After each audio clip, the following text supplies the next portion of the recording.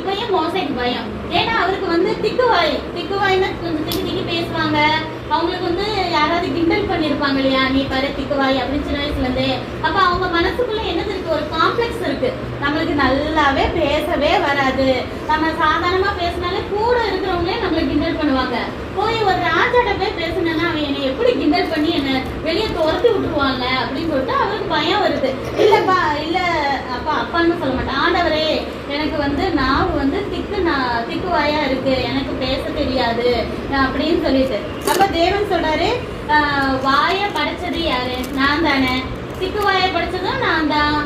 வாயை பேச முடியாதவங்களை படைச்சதும் நான் தான். கர்த்தராகிய நான் தானே எல்லாமே படைச்சிருக்கேன். நீ ஏன் பயப்படுற? நீ போய் பேசு. உன் வாயில நான் அப்படியே பரிசுத்தாவினால் என்ன செய்வேன், பேச வைப்பேன் அப்படின்னு சொல்றாரு. அப்ப சொல்றாரு, இல்ல உங்களுக்கு சித்தமான வேற யாரையாவது அனுப்புங்கப்பா அப்படின்னு. அப்பயும் அவருக்கு பயம்.